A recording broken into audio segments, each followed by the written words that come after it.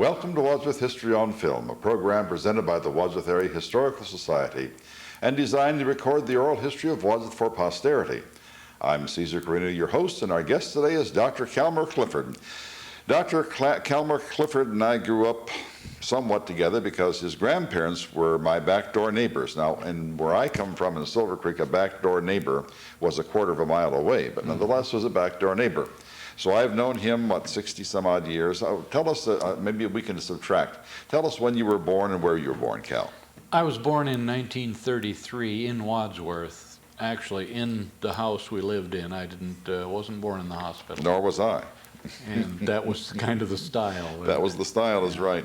And tell us who your parents were and all of that. My father was Clem Clifford. My mother was Nellie Sterrett Clifford. Nellie Sterrett Clifford. And tell us who your mother's siblings were, and if she had sisters only, and your father's had only brothers, right? Or is there another sibling? No, there's that's right. There's all kinds in my father's family. That's right.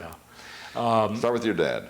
My father was one of 9 children. Actually, there were 11, but 2 died in infancy. And they were in Wadsworth for years and years and years, weren't they? In and around Wadsworth, yeah. I would say in Medina County. Mm-hmm. My great-grandfather lived out over by Chatham, the western part of the county.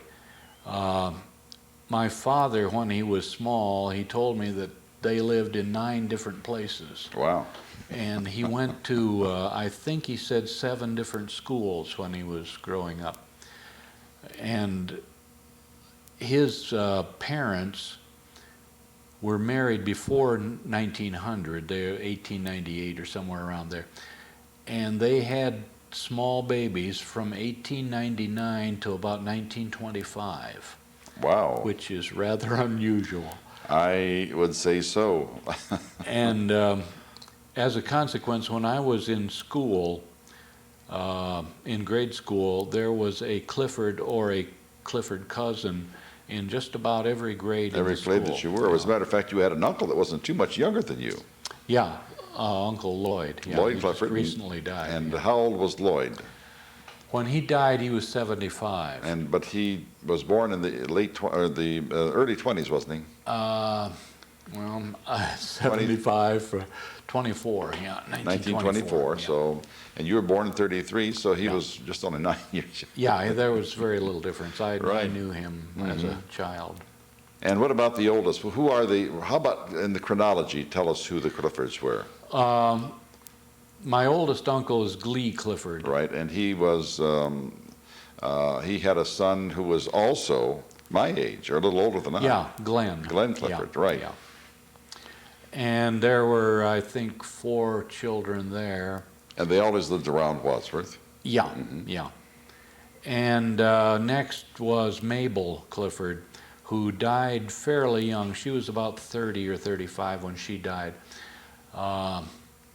Then was my Aunt Gladys Flath and Kenny Clifford, who just died recently in the last year or so, in his 90s. And Kenny was not always in Wadsworth, though, was he? As long as I can remember, Was in Wadsworth all the time? Yeah, he lived on North Pardee Street and then on Prospect Street for as long as I can remember. I don't remember them being anywhere else. Okay. And after Kenny was my dad, then my Uncle Elton Clifford. And they lived around Wadsworth and then around Seville. Maybe that's the one I was thinking of that did not live in the Wadsworth area all the time. He lived in Seville. Seville, yeah, right. Yeah. And next to Elton was my Aunt Mildred Culler now, and then it's hard to remember, Violet Rye, and her family lived around Seville most of the time, but in Wadsworth. What about the Cullers? They were related to you. There was a David Culler, but he was not the same No. Culler. We need to get that straightened out. My aunt's first husband was Virgil Morrison, and then she was widowed and then married Dallas Culler. Right, and Virgil Morrison and your aunt had which children? Earl Morrison, Barbara Morrison, and June Morrison. Okay, yeah. those are the ones, and they are Now, they're up in years too now. Well, Earl is my age, and he's the oldest. Right. Yeah, we're up in Yeah, we're up in years. age. Yeah. Then who's after Vi? Who did- Lloyd, isn't it?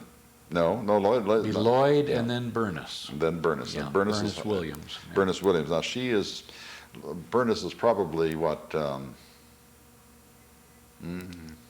She's a little younger than Lloyd was. She's probably 73, 74, somewhere around there. And she's not around, is she around here? Oh, yeah, she lives in Wadsworth, yeah. Bernice? Her first husband was Carol Everhard. Okay, that's right, yeah. Yeah. Mhm.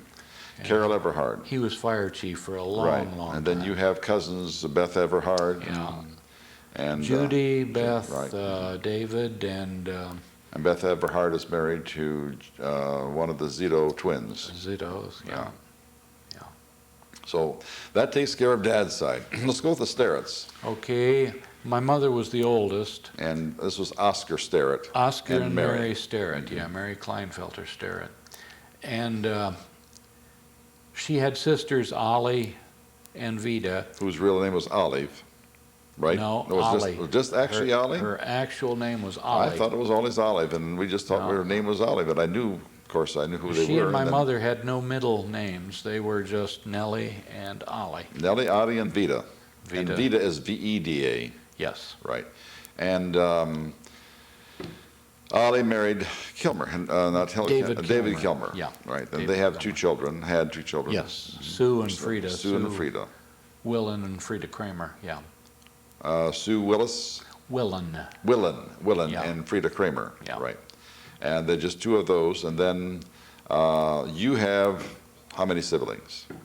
Maxine is my older sister, and Maver is a younger sister, and Cloris is the youngest. Right. We have Maxine Zivic, Yeah. you, Mavis, Maver Maver. Fitch. Yeah.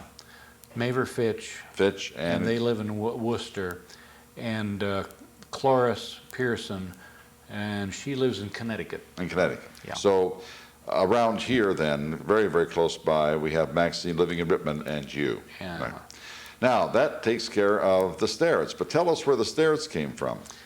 The Sterrett family, you mean way back? Well, no, I mean, your mother's, Yeah. where was she born? She was born in Putnam County, and they lived in Putnam County for a while, and then because of the land prices and one thing and another, they moved to Wadsworth and lived on the corner of Yoder Road and Greenwich Road out west of town. And then later they moved down the road and up Blake Road to a farm just outside municipal Blake. Mm-hmm. And they Downtown Blake. lived downtown Blake, yeah, which is right at the end of Tower Road. Right. Yeah. Mhm. And they, my grandfather farmed there, and then about 1941 or 42, why they moved to Silver Creek. And they lived right across, right behind us. Yeah, Mhm. yeah. On the Yaqui farm. Yes. Tell us a little bit about your grandfather, just a tremendous person, one of our favorites, as a matter of fact, and something significant about him. Well, he was a very practical person. Very practical. Very few people knew that he had a wooden leg, Mhm. which he had a leg amputated when he was about 18 due to a railway mishap. He and his cousin were crawling on a freight train, and he got his leg caught in the hitching. The train started up, and he was a cemetery sexton, and he had a delivery service out in Putnam County where he would meet the train and with his horse and wagon and deliver the stuff to whoever got it. And he had a couple brothers, Robert and Albert, and they lived out in Putnam County. No, none of the other Sterretts lived around here. Tell us about his vocal ability. Oh, he was a singer and a whistler. He would whistle like crazy. Now, our house was at least, what would you say, 1,000 feet, oh, more than that, maybe 2,000 feet from his barn. I would go closer to 2,000. 2,000 yeah. feet from his barn. Yeah. Nothing between us. Yeah. And every morning he would sing with the top of his lung, and he had a most beautiful tenor voice. And the song that he started out with every single morning is, oh my heavens, I can't think of it right now, and I know it very well. It's a hymn. It'll come to me. And he would whistle when he was riding his fields. Now that every single inch of that old farm is all houses now. There are over 200 houses in his farm. We remarked on the way up about all Almost the 200 houses, farms, and I just really missed that beautiful farm that they had there. The Yaki farm was actually built in 1893. The barn was built in 1893. Sweet Hour of Prayer. He would start with Sweet Hour of Prayer. And boy, he would get those high notes, and they just ring throughout the country. Of course, there was no noise.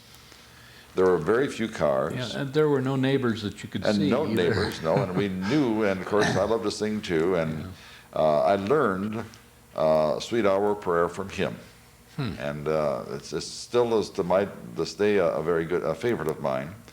And then I came across him again when we both worked at the injector in the shipping room. Yes. And he was at that time probably in his 70s.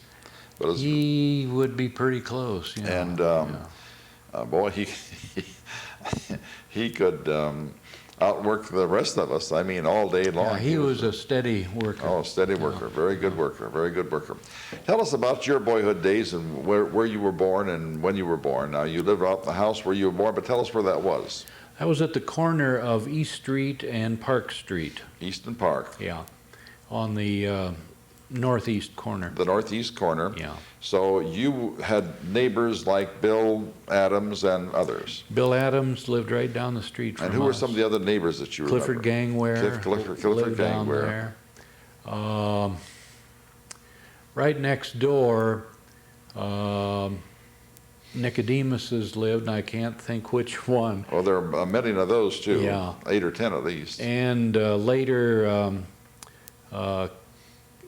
Tom Marks lived there. He was an older man. And didn't the Connects live down the road from you? I think Connects lived around the corner on Fairview or Ohio I think you're right. Avenue. I think you're right. It was one on of those Fairview. streets. Fairview. But they lived in the neighborhood. That was the neighborhood in those days.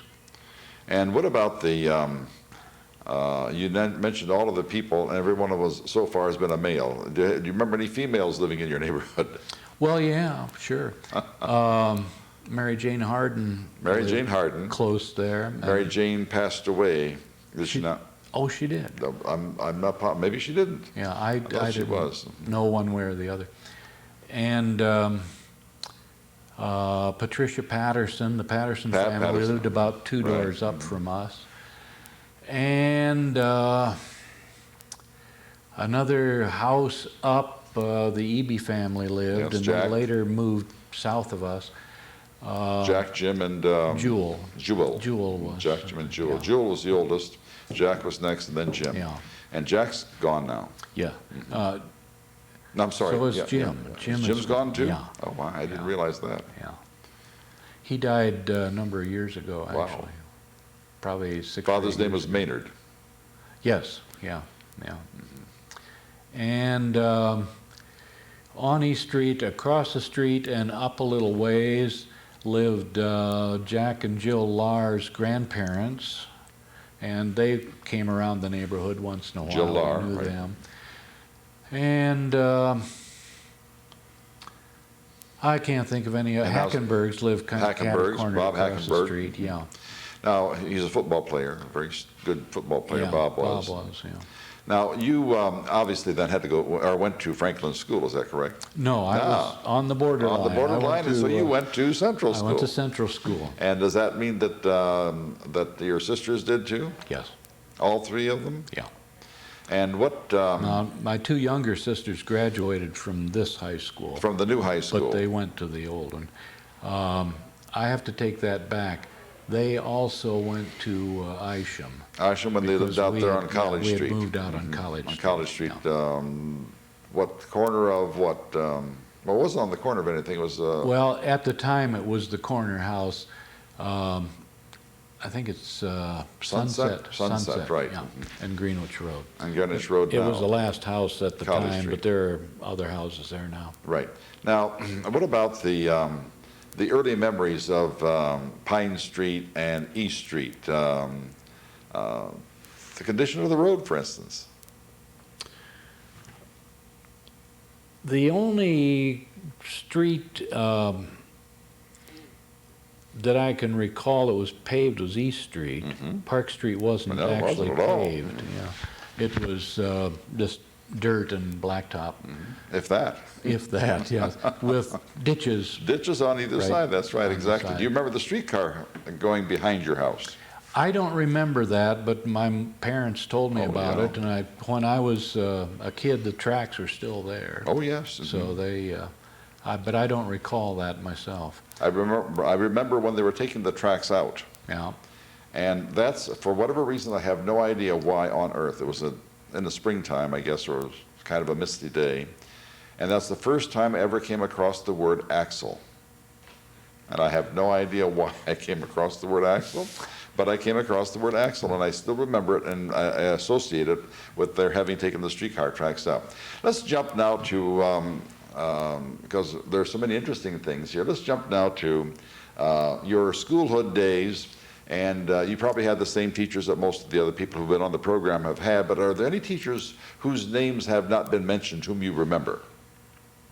Well, I remember really about all my teachers. My first grade teacher, the first teacher that I had in Central School was Jenny Wolf. Jenny Wolf, right? Harpster, Jenny Wolf. Jenny Harpster, yeah. Yeah. And also in the first grade, Alice Hartman was Piano the or music teacher. music, Yeah. We had her on the program. Second grade teacher was Lulu Nolf. Everyone had Lulu Nolf. Yeah. And I saw Lulu maybe 25 years ago, and She remembered you. we were talking. Yeah, we were talking, and she said, you know, when I was a teacher, people always said I was too strict. And I assured her that she wasn't too strict. She was very strict, and she strict. demanded what she wanted. Now, was she a patient at the time? Yeah, she came into the office one time, yeah. Isn't that something? Your Yeah. teacher came to you as a patient, and now her life was in your hands. Yeah, and well, not exactly her life, but she Well, being able to see is probably... she was a real rip-roaring reading teacher. There's no question about that. You didn't get out of the second grade unless you could read. And as a result, a lot of kids were still in second grade. She had her own proficiency standards, let me Yes, tell you. Yes. And good yeah. ones. It wasn't the state test. No. It was Lulu Nolf's test. State would never be able to match hers. No. And third grade was Mrs. Dressler. We haven't had that name for a long time. And I don't know where she went or where she got to, but or Miss Dressler, I guess it was. And fourth grade, I had Mary Sample and Mrs. Miller, Mary Miller. And fifth grade, another outstanding teacher in my memory, Belle Lytle. And she had been a teacher for a great many years, and she also had her standards, and you did what the teacher said, and that was it. She was she then not the first principal of Overlook School? She was kind of A librarian the or... semi-principal of the grade school at Central. There was no Overlook School then. But when Overlook opened? She may have. I don't remember that. I think she was. I would see her walk there. She never drove, did she? I don't remember ever seeing her drive, now that you mention it. Every time that I've seen her, she's been walking, or she was. She's gone now. You have a fine memory for some of these older teachers. They were people who helped in my formative years. So I'm sure yeah, they I would did. remember them, yeah. And then you went to grade 6, and who was that? That was Mrs. Rohr. And I want to get her family on the program, too. The Barb Rohr, and who was married to Jim Farr. Jim Farr. I'm going to get those people on the program. And then the 7th and 8th grades, of course, you went to the junior high then school, but there were a variety of teachers then. and all the way through. Yeah. What did you do in high school that was significant as far as you were concerned that somewhat carried through the rest of your life? Well, I always say, half in jest, that the things I learned in high school that have been the most value to me have been music and typing. Music and typing. Yeah. Well, But, no, I could probably say something like that because I got my first job in the Army because I could type some 60 words a minute. Yeah. And it was a lifesaver. Now, that was a lifesaver. Yeah. Who was the typing teacher, do you remember? Oh, gee. I can see her, but I can't think of her name. Blondish hair. Yeah, reddish blondish. Yeah. She has been teaching up into recent years at the vocational school in Wayne County. Oh, really? Boy, I wish I could think of her name. Oh, we'll think of it before the end of the program, I'm sure. I knew her father and her daughter, and I can't think of them. Okay. Music. Tell us about the music part of your program. Okay. Well, when I was in 3rd grade, I began taking piano lessons. My mother thought that would be a good idea. And it was fun. It wasn't any fun practicing. And my teacher was a man by the name of Kasia. And he was a Hungarian. And he had come to Wadsworth. And he told my dad once, this was right at the start of World War II, he told my father that he would rather be in jail in the United States than free in Hungary right now. Wow. So that stuck in my mind too. And Do you have any notion of how Kasia was spelled? Kasha in English. Probably anglicized. I suspect that was not that in Hungarian. Do you remember his first name? Joseph. Joseph Kasia. Where did he live? I'm not sure, but I think down Chestnut Street, I believe. I'm not absolutely certain of that. And you took piano lessons from him? Took piano lessons He probably from came him. into the house, did he not? Yes, yes. And for whatever reason, then he stopped giving piano lessons, and his niece came to our house. Her name was Ann Kinda. And she was about 18 or 19. Do you remember how to spell her name? Kinda, yeah. By the way, it was, Kinda, yeah. again, probably Yeah. transliterated from something else. And then when I got to be in the 6th grade, why, Harlan Thomas came around to the 6th grade one day and asked for volunteers to play the trombone, so I volunteered. And You played trombone from there on. And I played trombone through high school and then played valve instruments in college. Well, as I remember, Cal, you actually were in the Ohio State Symphony Chorus, or Marching band. Marching band. Marching band, yeah. And didn't you go after you graduated to once a month down there to play? Yeah, I was in the alumni band. That's the one I was trying to, the alumni, I yeah. couldn't think of the word, yeah. And I started in that about 1971, about the time that it started. And they're still going strong. I still get their messages on the email from Columbus. That was a real experience, the band, whole band thing, even in high school. Just the fun and the camaraderie. That's and right. Road trips. Who and were things. the 2 or 3 directors that you had during your high school days, and what kind of marching did you do? What did the uniforms look like? Okay, Harlan Thomas, of course, was the first teacher. Tall, thin, baldish. Very thin, always had a joke or a Clarinet, bit of or humor. was he trumpet? I don't remember what he played. After that, then Al Perkins. Excuse me, Lang, was that the teacher's name we were thinking of a minute ago? Lang? No. Okay, I'm sorry, typing teacher. Yeah. Well, we'll think of it, though. Yeah, eventually I will, yeah. And, let's see, lost my train of thought here. Well, you had Harlan Thomas, Harlan then Thomas, yeah. Al Farmer. Perkins. Al Perkins. And he was a kind of a rarity among high school music teachers. he played the violin, and we had an orchestra at that time. And I played in the orchestra and the band. And for a very brief period of time, there was a man by the name of Farmer. Farmer. Yeah, and I... Kind of heavier set fellow, Yeah. blondish hair, a lot of it. Yeah.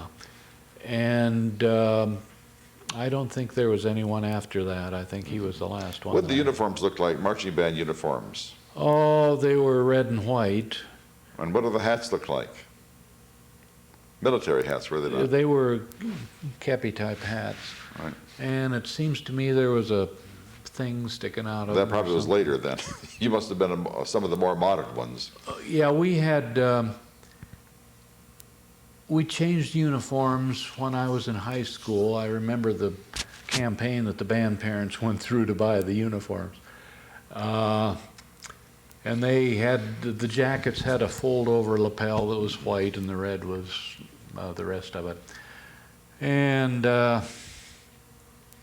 I don't recall any other uniforms but those two in the reserve band. And the reserve band was more of a military-type uniform, and the high school band was a little flashier. A little flashier, but that was later on, Yeah. because I think they had all the same uniform at one time. Well, the uniforms were hand-me-down. Right. They would go one band to One class another. after Yeah. another. You didn't by chance go to any competitions, though, did you?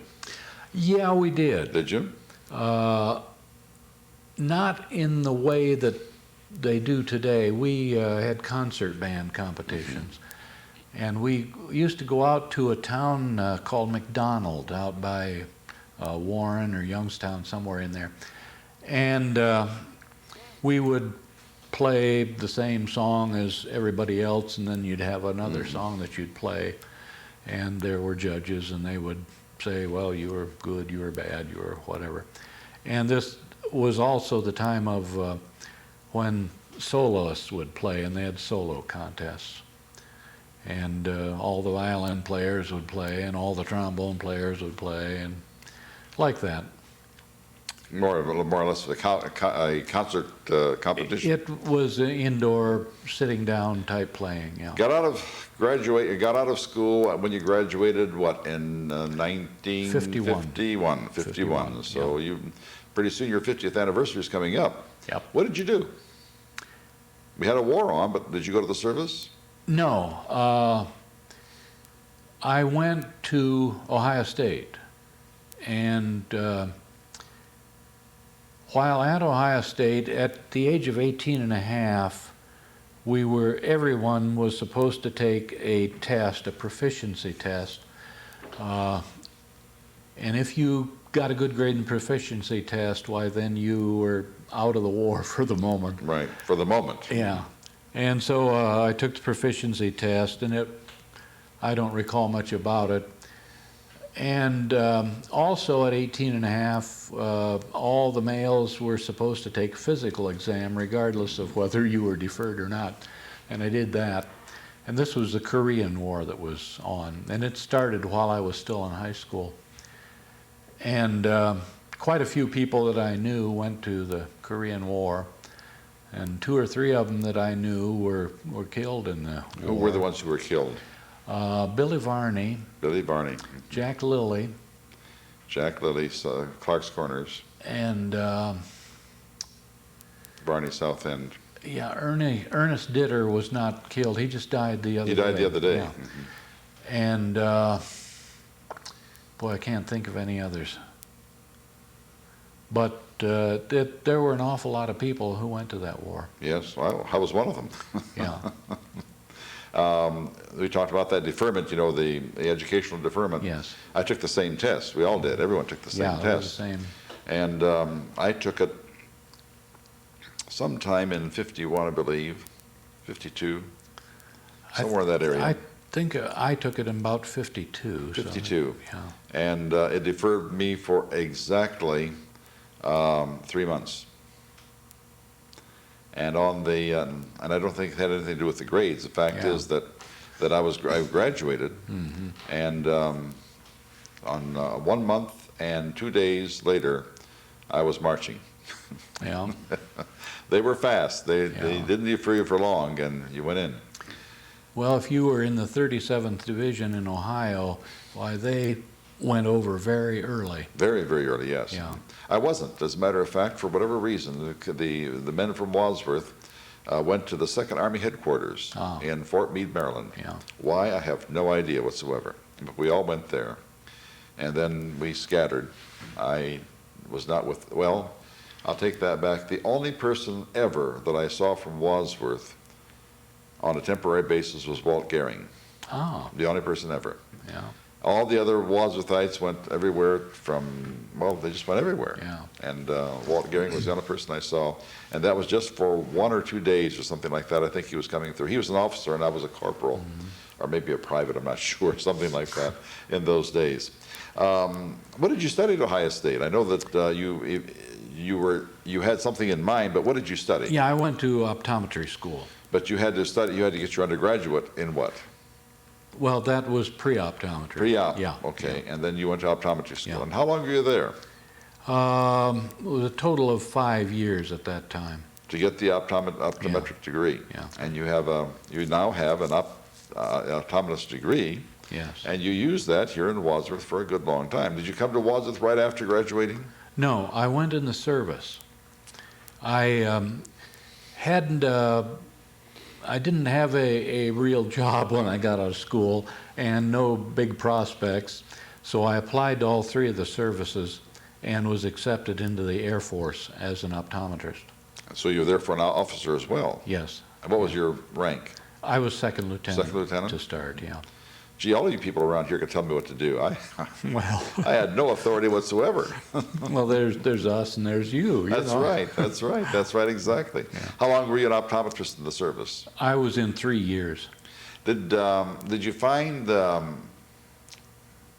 this is going to be an unfair question. I'm sure that you learned something in optometry school that you had to change dramatically and radically when you went to the service in terms of the practice of your profession. Well, yeah, speed was Speed, right. Yes. How did you, tell us a little bit of the difference between how you were trained or taught to examine eyes and how the military made you do it. And I'll give you a little... Well, actually, there wasn't all that much difference. It was not really that pressing in the service. I was stationed at a large hospital outside Tokyo for all 3 years. And we kept a schedule of about a patient every half hour. But this started first thing in the morning and ended at the end of the day. So there was very little spare time in between there. And as far as the routine or what I did, it was pretty much the same as what we were taught, except that it was very leisurely in school, and you had to really hustle. Hustle. Yeah. The first day that I was in the service, the first day was July 10th. On July 11th, they herded us into, I guess they would have called us marching, but the inexperienced, it was just a bunch of guys being walked to a place. I'll never forget, it's horribly, horribly, horribly sultry hot. And then you put about, 400 or 500 men in this crowded, it's just horrible. Absolutely horrible. We got a haircut, had our eyes examined, and we're out the door. The haircut took approximately a minute and a half. And the eye examined person said, "You wear glasses?" "Yes." "Let me see them." Took them, and he did something with a little machine there. Lens meter, yeah. Lens meter. He said, "Can you see?" I said, "Yes." "Okay." And the next thing I knew, I had an order to go back a couple, 3 days later to get my military glasses, which were, as I remember, wire rim, horribly uncomfortable. They would cut back, in the back of your ears and everything. But I had to wear them. I wasn't permitted to wear my own glasses. As a matter of fact, I'm not quite positive, but they might have even taken my glasses from me. I'm not sure. But I do remember that there was a tremendous relief when I was able to get my own glasses back, and I didn't have to wear the military glasses. Now, I could see well enough without them. That wasn't the problem. As a matter of fact, I needed the money for reading anyway, but nonetheless, I had those. But the thing that I can still remember, and we would perspire horribly in that hot sun and the southern sun, marching all day long or doing whatever we had to do all day long for 8 weeks and having these things cut back there, so bad that actually cut a, mark is still there. The marks on both sides are still there. So then I got back my regular glasses, and I think that was probably one of the most wonderful things. There are two things that I remember about the service for which I was just eternally happy. And one was that they took our white underwear away and gave us the OD, or the olive drab underwear, which I hated, just absolutely hated. And two, they took my glasses away and gave me the other ones. And then after basic training, they let us use our white underwear and glasses. So little things make soldiers happy. My military experience was much happier than that. Well, you were an officer. See, I was Yeah. an enlisted man. Well, I went in to the Air Force, and we didn't have basic training for the Medical Service Corps people. We had an indoctrination for 3 weeks. We watched some movies, and they told us what uniforms we had to wear and who to salute and who would salute us. And I went to Japan, and I was thinking about joining the Pistol Club. They had all kinds of activities like that on the base, and one of the other people said, no, you can't do that because you're carrying a Geneva Convention card. So I went 3 years in the military not being allowed to handle a gun. I never laid hands on a gun once. I would have traded you. I had to carry one for the 8 weeks there, and then later on, when we had guard duty, I carried a gun all the time. Well, you got out of the service. Then what did you do? Came back to Wadsworth. Oh, by the way, how much did an optometrist make per month in the service? Well, boy, I really don't remember. It seems to me that it was a little bit more than I was making at a job I had in civilian life, but not a great deal more. Plus the fact that you had, as officers, you had to buy your own uniforms, did you not? Yeah, we bought our own uniforms. That was no big problem, though. Well, we got ours for free. However, I went in at $52 a month, or $51 a month, and then I was booted up when I became corporal to $72 a month, or $78, I'm not sure. And then later on, I got $105 a month, and oh my, I thought I was really, really wealthy. My older brothers never got more than $21 a month. Yeah. All the time they were in the service. But you know, they gave you absolutely everything. There was no need for money. Yeah, I had to buy my own food. You had to buy your own food? Oh yes, yeah. No, we got, everything was furnished for us. Yeah. We had our own food. We got furnished food, and there's no place to spend it. You can go to the PX, but I mean, how many candy bars can you buy? That was about it. And yet we didn't have it nearly so bad as some of the other earlier soldiers had it. You got out of the service, then what did you do? Came back to Wadsworth. Came back to Wadsworth, for which we were all grateful. Well, so was I. And you started practice? Started the practice, where? Yeah. It was in the Ladrick building downtown, on the second floor above Ladrick's shoe store. Give us a geographical location, because 50 years from now that might be leveled. It was at the corner of Main and Broad Street. Southeast corner. Which would be the southeast corner, yeah. Of the square. Of the square. And do you remember who your first patient was? Yes. Who was it? Mrs. Zitto. Which one? Prosper Zitto's wife. Carolyn Zitto. Yeah. Caroline Zitto, your very first patient. Very first, yeah. Right. She talks about that lovingly. Yeah. Mm-hmm. Very first patient. And how did that happen? I mean, she just happened to come in, or? I guess so. I don't know. That's almost 40 years ago, so I don't remember what the motivation was. I suppose that she read something in the paper, or maybe knew that I had started up a practice. But at any rate, she was the first one. Very first one. Yeah. Mm-hmm.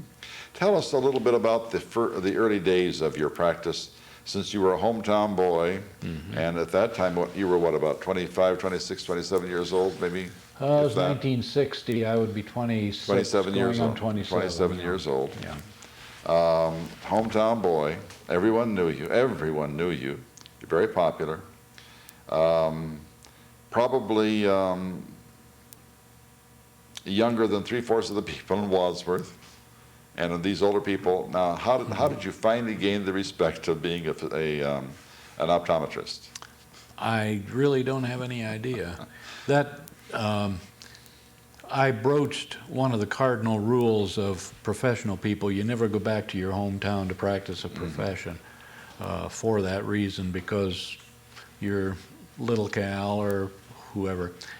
And it happened that in Wadsworth, there have been about 4 or 5 hometown boys who have practiced optometry. Who were they? That's good to know. I'm glad you brought that up. Okay. Well, Paul Townsend was in Wadsworth. It was also your age, or a little bit older. He was a couple years older than me, but Not we too were much. in optometry school in the same class. And, of course, Gary Bernard, who is practicing He's a little now, bit younger, but not much. he's about 6 years younger, yeah. And Bruce Manning is in practice now. Now, he was older, though, wasn't he? Bruce Manning is the same age as my daughter. Oh, wait a second. He's a young man. Corner of Pardee Street and Green. Or I know, I'm College thinking of Street. Metting, yeah. Oh, No, I'm sorry. Okay, no. Bruce Manning. And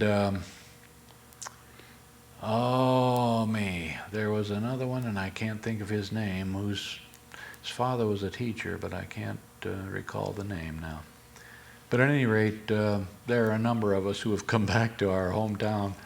Apparently Wadsworth is a nice place to come back to. Who were some of the optometrists in Wadsworth when you first started, some of the old timers? Well, Amos Bernard was here, who is Gary's father. Right, and his grandfather. And his grandfather was in the office before Amos.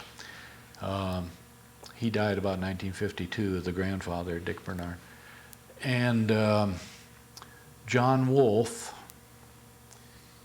and he was up near Brenneman's upstairs, Brenneman's being at the corner of High Street and The Broad. northeast corner. Northeast, yeah. And I think that was all. Do you remember the first equipment that you had? What was it like as compared to when you finally retired? Same. Same identical equipment? I periodically would add to it, but it was I initially got equipment, and when I left, why, there it was. Now, Cal, you have probably, what, 40 or 50 cousins in the area, don't you? Or had, or Well, yeah, of that range. I don't think I've ever counted them. did they all come to you? I don't think so, no. No. I can't recall how many did and didn't. I thought maybe that'd be, Cal, you remember me, don't you? I'm your cousin. Oh, yeah.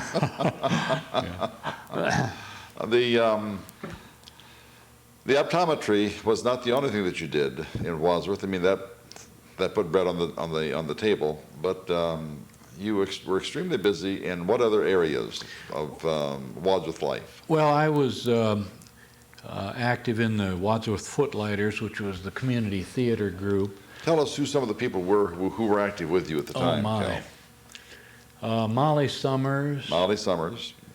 We had her on the program. Yeah. Bob Fry. Bob Fry, who's now in, wasn't he out somewhere in the Kent or Hudson area? He lives in Akron Yeah. now, yeah. He taught at Hudson for a Hudson, while. that's right, yeah. And, oh my gosh, Dick Dibble, Dick Dibble, Dick McGill, and Mae Jean McGill. Machine. Leaving out so many people, Earl Joachim was active Right, for a and his while. wife. And Helen, yeah. Helen. What about the Leathermans? Yeah, Isla Jean Leatherman. Ida Jean Leatherman. Yeah. We had her on the program. And, boy, I can see these people, but I can't bring up names. Well, as you think of them, just come on. What were some of the very first performances that you remember?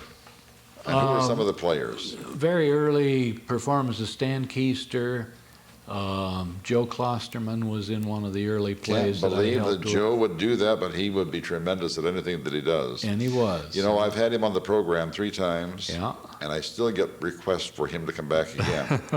And I'm going to ask him to come back again. Joe's very difficult to get on the program. Yeah. He's not. He used to be called Bashful Joe when he was growing up. But just the other day, I had a call asking when Joe Klosterman was going to be on again. And I said, well, if I can get him on again, I'm going to try to do that very soon. So I'm going to call him this month to see if I can get him on. I'm sorry, go ahead. You were mentioning some other people. Marty and Dorothy Schuler, Bobby Barden. Bobby Barton lives south of town. Yeah, down Marshallville. around Doylestown, Marshallville, in that area. Golly, there are many others. I'm trying to think of people who were in plays that I was in. Yeah, Maggie Phillips. Maggie Phillips. Barbara, can't think of her name either.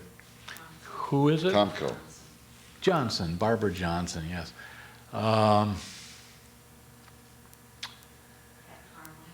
Pat Parmalee. Got a lot of them. Yeah, Bill Daig was in a musical. Bill Daig, yeah. Bill Krause, or Dick Krause. Dick Krause, yes. Krause, yeah. Dick Krause, I always thought Dick Krause was an actor in life. Oh, yeah, yeah. He always had that smile. People with personalities that were outgoing He had a tremendous usually made good personality. actors, yeah. He has a tremendous personality, and his kids took after him. Yeah. They just have the same kind of personality that he does. What were some of the reasons that you became heavily involved with something that you had not really been too terribly much involved with earlier? How did you get involved? Well, in high school, I was active in the plays, the class plays, and what have you. What plays were you in high school? Cheaper by the Dozen, Arsenic and Old Lace,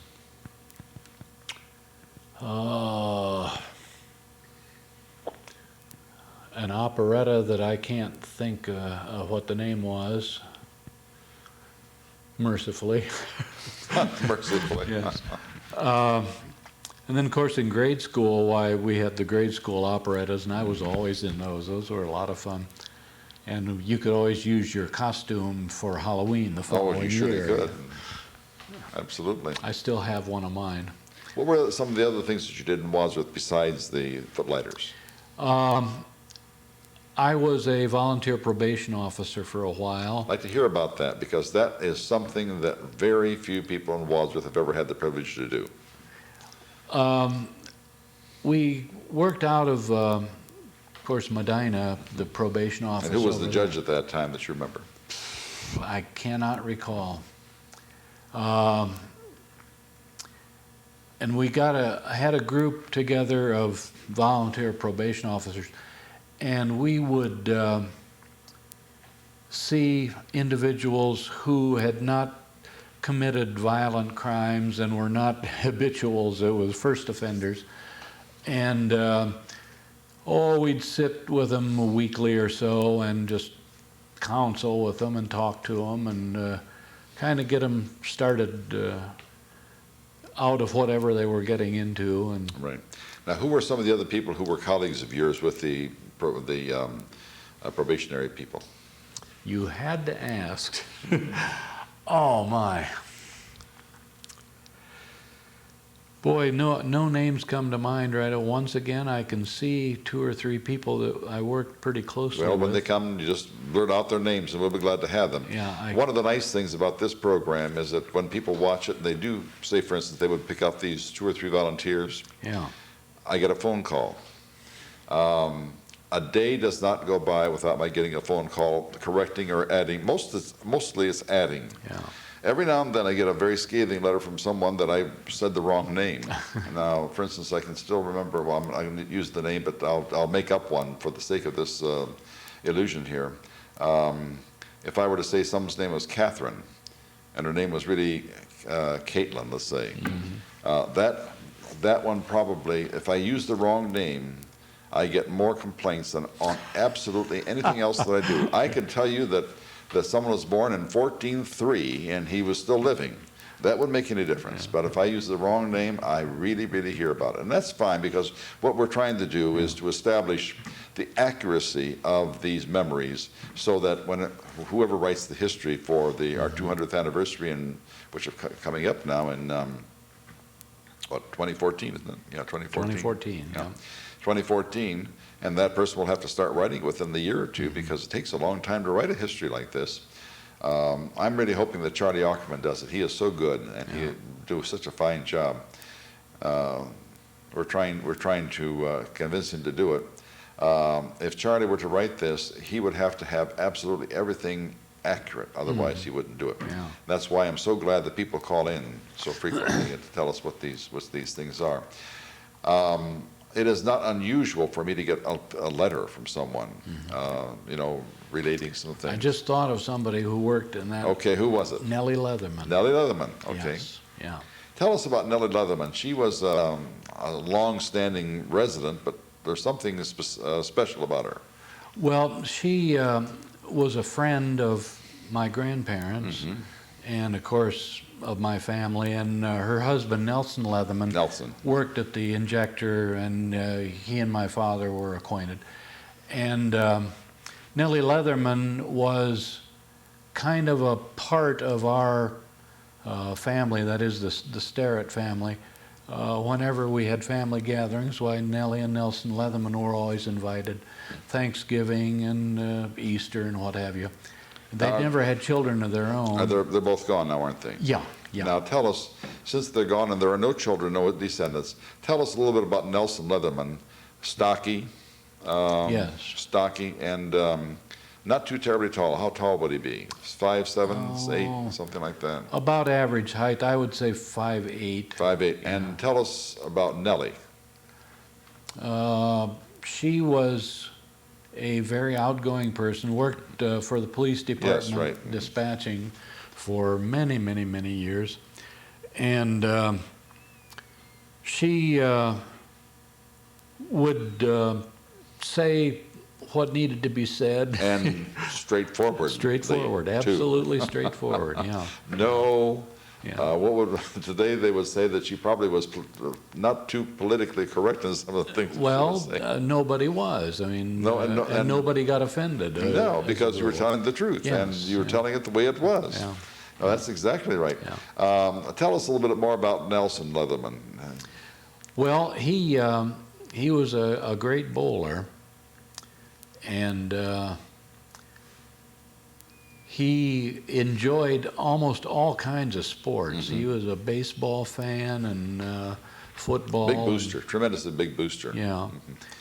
And I don't know if I should tell this or not, but one time Remember, we can't edit our programs. I know. We went to Evansville, Indiana, because the Kilmers, Ollie and David Kilmer, lived there, and Leathermans were on the trip. Ollie and David Kilmer, your cousins. My aunt and uncle. Aunt and uncle, yeah. but I mean your cousin's family, right? And so we went on a paddle wheeler boat on the Ohio River out of Evansville, and it was 2 or 3 hour trip. Anyway, there was a place where they sold beer there on the boat. And Nelson was also fond of beer. He would drink a beer once in a while. And I toddled on in. I was probably 5 years old, 6 years old. And I said, "What's that?" It was a beer. "Let me have a sip." So he gave me a little bit, which kind of infuriated my mother. She didn't think he ought to do that. And that was at a time when you did things like that behind closed doors. You didn't ever publicly take a drink or anything like that. And no one smoked, or women particularly did not smoke in public. Very, very few. It was very unusual. Unusual for that to happen. As Nellie Leatherman was one of your colleagues, and you took these people who were not habitual offenders and so forth and so. What I guess maybe if you're allowed to tell it, I don't know if you're allowed to tell it. and if it's a personality in Wadsworth, maybe not to give a name, but what was one of the most interesting ones that you worked with? And maybe even Nellie worked with?